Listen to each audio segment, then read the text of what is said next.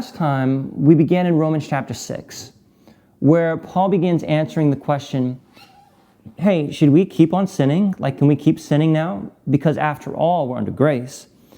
And Paul answered this question in the strongest possible language. Certainly not. Don't even think about that. How shall we who died to sin live any longer in it? In other words, dead men don't sin.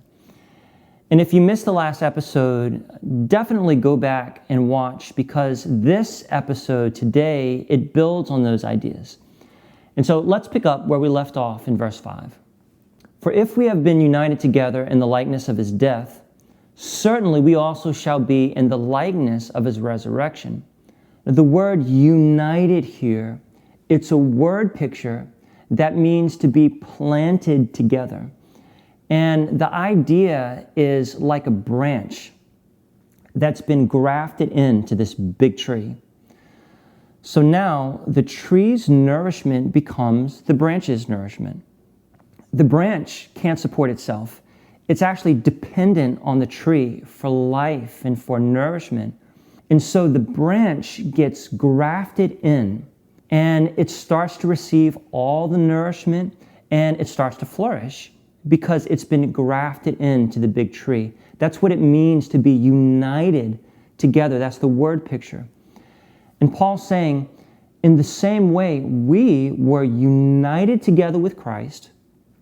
We live and we thrive.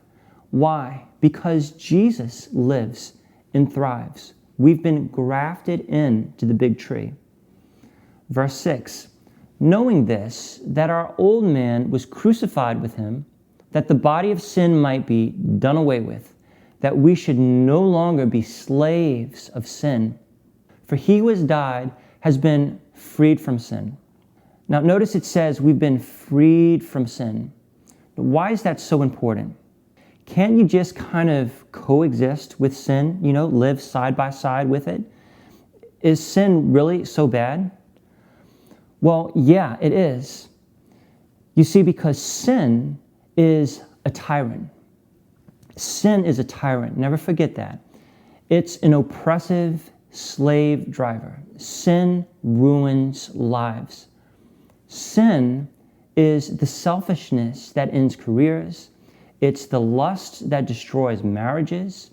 It ends things. It ruins things.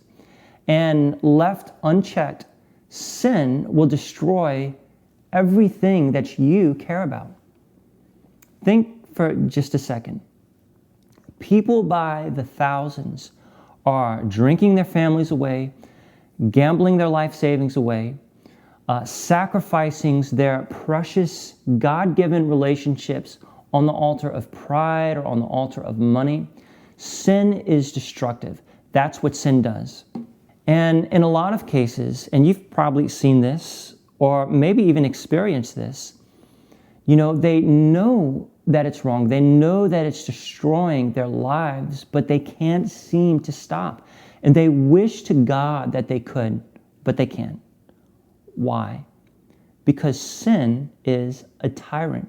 It rules over them like a king. They're not free. People go on sinning and they say, hey, I'm free to do what I want. No, you're not. You want to destroy your life? Of course not. Nobody wants that. You're not free. You're being driven every day by anger, by lust, or by pride. And Paul says, look, if you're a Christian, then when you died with Christ, the old tyrant, that thing that dominated you, sin, he was crucified. Now, the word crucify means to render inactive. It means to be paralyzed from the neck down. And when the body of Jesus was being broken, you see, my old nature of sin was on Jesus. It was being broken from the neck down. This is what it means to say that Jesus broke the power of sin. It no longer has dominion over you, to rule over you like a tyrant. That power has been broken. It's been crucified. There was a movie a while back called Diary of a Mad Black Woman with Tyler Perry.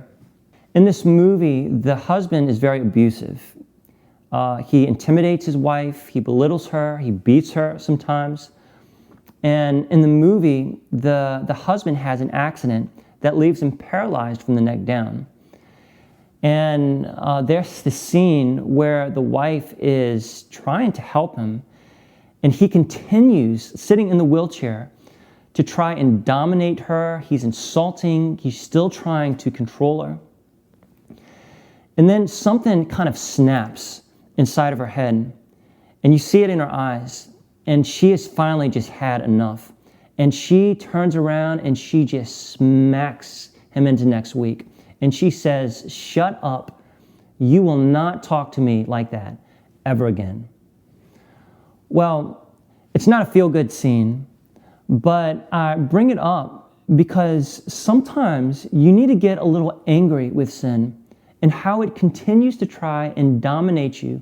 Sometimes you got to stand up and tell that thing, "Hey, you shut your mouth. That's enough. I'm not going to be dominated or intimidated by you anymore." Why? Because I'm some spiritual giant? Definitely not. But you see, when I was being crucified with Christ, that old nature was broken. And you see, I was in Christ when Jesus was breaking the back of sin on the cross, and he is paralyzed from the neck down.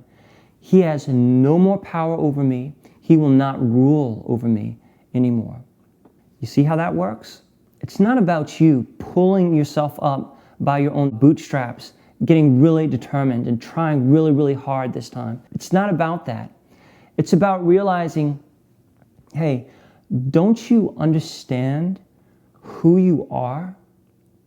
And if you are in Christ, then what I want to tell you as we end today is that sin has no more power over you. You don't have to try to defeat him.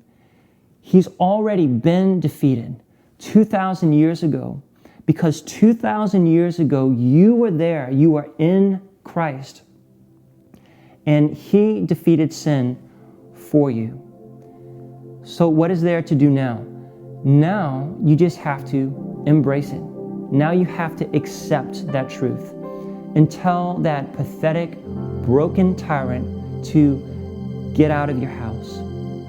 And that's a truth that we need to meditate on, and that we need to pray, and that we need to think about every day. And we'll talk about it more tomorrow. See you next time.